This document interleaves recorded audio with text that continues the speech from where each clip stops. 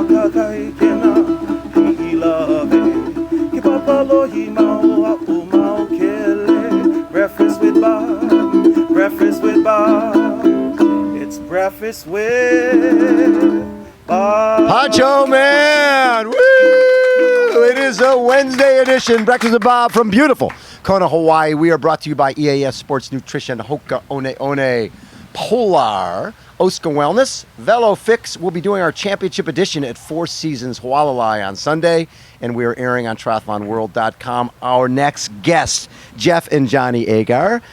Jeff, how you doing? Doing well. Thanks for having us. We appreciate it. No problems. And Johnny, how you doing? I'm wonderful. It's good to be here in Kona. It's been a long time training, so we're ready to go and we're excited. So. I love that. Johnny bringing it down.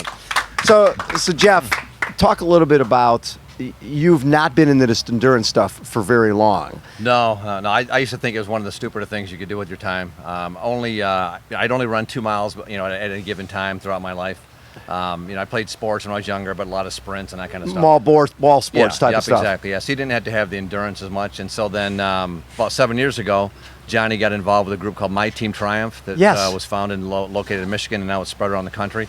It's able-bodied athletes who take out people with physical disabilities and get them to be able to participate in races. And Johnny's got cerebral palsy. And Johnny does have cerebral palsy, so permanently confined to a wheelchair. He can walk with his walker a little bit, but for the most part, he gets around in a wheelchair. And no way to participate in races, really. Right. But then we got linked up to this group, My Team Triumph, who we actually have their executive director and founder, Terrence Rubin, who's with us in Hawaii to help us.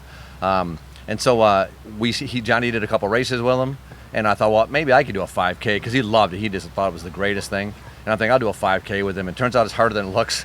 So I had to gut out a 5K with a 7-year-old power walker beating me for 2 miles. So I thought, if we're going to do this, we better train a little bit more. And then once you start training and doing more events, you start getting sucked into the lifestyle. Yes. And then, then you do a 10K, then we did a 25K, and then we started thinking, well, is it possible to even do a marathon? And then we kept training and did a marathon. And so with the marathon, is Johnny in a... He's in a jogger. I'm pushing baby jogger, okay, yeah. Yep. So now with the size he's at now, it's a very large jogger, a very customized one. We have a great jogger sponsor, an Adaptive Star, who's provided a jogger for us. And it's a Chariot, too, for the biking. So we kept going longer and longer, and then... and you've run 6 marathons. 6 marathons so far now, yeah, a little crazy, but then... what was the first triathlon? The first triathlon was Steelhead. Johnny was going to do it with another guy with My Team Triumph, and the guy said, hey, if I wanted to come along, I could. I thought, well, this is good, because when I don't make it, I can just bow out and no big deal, and amazingly, I made it through the event, and so I thought that's kind of the end of my limitations. And how long was that? That was last year. I mean, but that was a half? That was a half, yeah. Oh, so really the first triathlon you guys did together was a half? Distance was a half, yeah. So we did some smaller ones, right. some sprints and Olympic size, but the big one last year was Steelhead. So. Johnny, what did you think of this when you moved up from marathons to triathlons? It really gave me a sense of, how sports go, because really it's not just encompassing one discipline, it's encompassing all three. So it really told me, just to focus on the swim first and then the bike and then the run. It kind of taught me a lot about life, and that, you have to think about one thing first before you can move on to the next one. And so that's basically how my life goes. Is you have to take it baby step by baby step and not worry about the bigger things in life. And it just... Here, I'll use this one. How about this? I'll use my mic. That's right. Makes it much easier that way, so. Hey, so Johnny, for you, Jeff, you're pulling Johnny in a boat, like an inflatable raft. Right. And had you watched video of Dick and Rick Hoyt and seen some other folks do what you were trying to do? We had seen it, and when I looked at it, I thought, that's incredible, but never something I dreamed of doing. Yeah. And I would have thought at the time that that's not even something I could accomplish, not even something we considered. So, but it's amazing how bit by bit, like Johnny said, a little bit at a time, you start, looking at doing things a little bit further, setting higher goals. But a lot of it, you have to be around people who are willing to help. This group like we belong to, My Team Triumph, that has people that are fantastic athletes. They'll help you out along the way and teach you things you need to know. Like certain things like taking the reflectors off my bike that real bicyclists don't wear. Took the or don't kickstand keep on. off. Yeah, exactly. I love all those that. kinds of things. But yeah, so you learn from people who are experienced, and you get that here. Everybody in Kona, if they say, if you need any help, you need advice, let us know. And it's just amazing. The triathlete community and endurance runners in general, they seem to be the types that just always want to help out and give advice. Very true. And it's just amazing. And it's amazing to be in one area here with so many people that are just in incredible shape. So it's just wild. So what's fascinating to me is, okay, you did 6 marathons, you did a half, a couple halves, and then the next step is, let's come to the big show. Let's come to Kona, Hawaii, and jump right forward, yeah. right? I mean, Yeah. why dip your toe when you can dive head first, right? Exactly. So what has been the biggest challenge of this? So the biggest challenge for this is training for the biking. Yeah. When you're pulling 150 pounds behind you. So the then trailer's about 40 and trailer's Johnny's about 110? Yes, exactly. Yeah. And you're how I'm much? about 190. So basically, you guys are pushing over 300 Oh, yeah, pounds yeah. when you're heading up towards Javi. Yep, exactly. Yeah. When most 300 people are pounds. doing it with Yeah. with just one person doing it Yes. themselves. So it's definitely a challenge, and the bike kind of becomes a parachute, or the chariot becomes a parachute as you're going along too. So that's the biggest challenge, is the biking. Yes. That we have to try to overcome and hit the deadline. I tried to be as light as I could, but didn't seem to work out. Yeah, too they've well. been avoiding feeding you for the last month. Right, yeah. Yeah. I basically starved myself. Not really, but I basically starved myself. No desserts for the last 2 No months. desserts. Hey, Dad was eating dessert, but you weren't. I love that. I love that. But that's the the other biggest thing. challenge for sure. I remember Dick Hoyt the first time he did this, and he told me he's pulling the boat, Mm-hmm. and he's like, I swear, there's people hanging on to the back of the boat. You had that, right? We did have it at one triathlon. So yeah, where you people were grabbed on pulling the- not just Johnny through the swim, but like a whole entourage. Yeah, they thought we were one of the boats to rest at, and Yes. so we kept getting grabbed onto many times, and so You could tell. So I have a little of excuses why I can't go faster. So that's one of them. So for how much time have you spent on this course? So we've been out pretty much every day doing one aspect or another. We swam several times. Yes. One day was perfect, and one day was very choppy. So you get the full extreme of the how bad it could be in one day and how great it could Right. be in another. So, but we've been doing the biking a little bit too. So, Johnny, what is the best part of all this? About, well, one, you get to spend some pretty quality time with your dad. Two, you get to charge people money when they hang on to the boat, and you're probably making 50, 60 bucks every time you guys do a swim. Well, what do you find is the best part of this? You know, I think I want to. My major is in sports management, so I want to work with a professional organization, and so, just learning how athletes work on a day-to-day basis for my career is going to be very important for me. So I think, just experiencing the whole aspect of what an athlete goes through on a day-to-day basis, because people in wheelchairs, they can experience that to an extent with the kind of therapy that they do, but this kind of intense training is not really something we experience on a day-to-day basis. So I've been able to experience a lot of good things through that. I love it. So, when you guys talk to Dick, Yep. Mr. Hoyt, Sorry. No problem. Oh. Oh.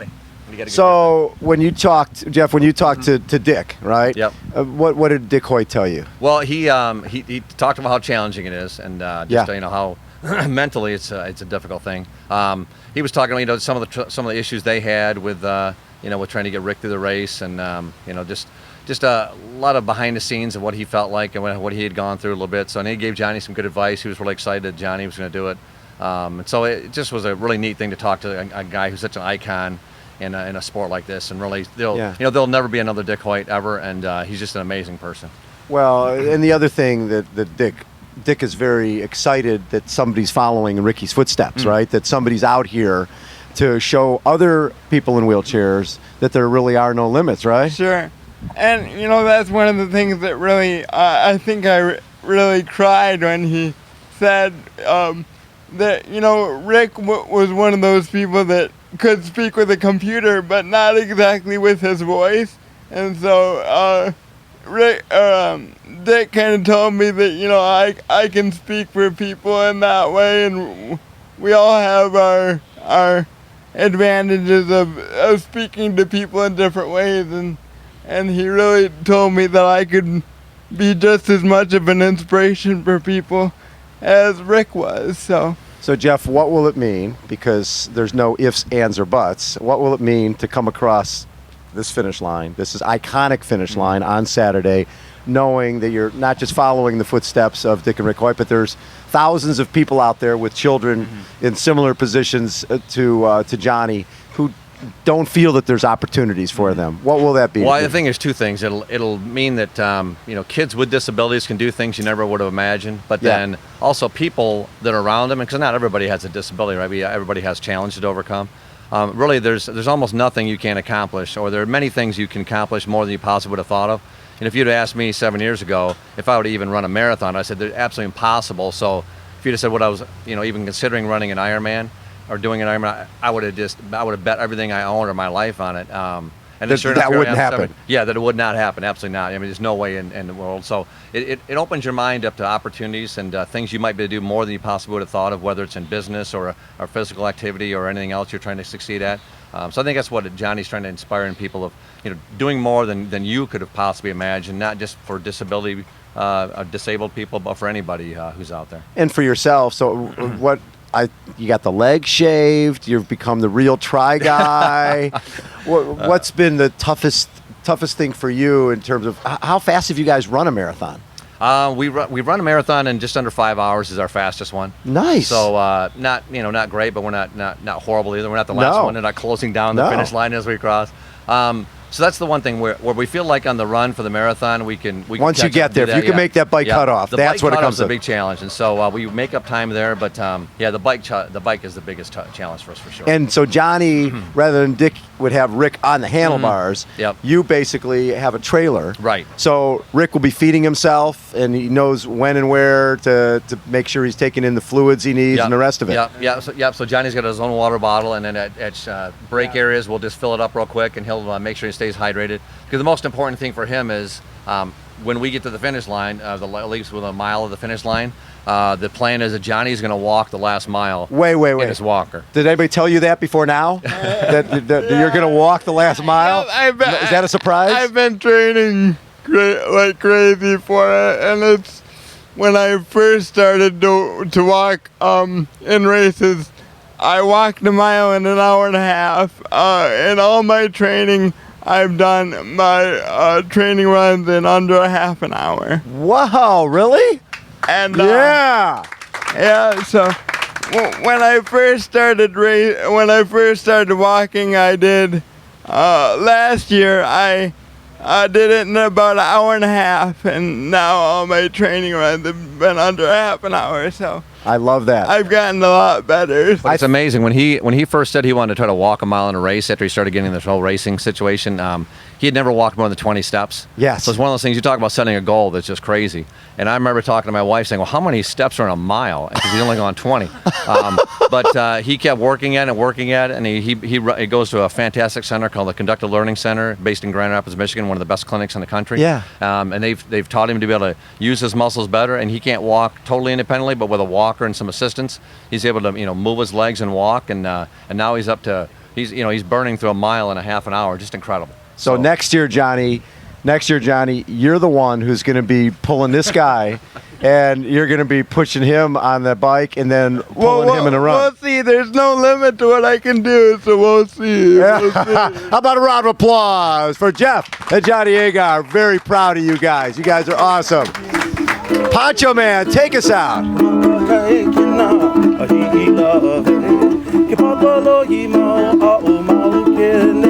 Breakfast with Bob, breakfast with Bob, breakfast with Bob, Jeff and Johnny.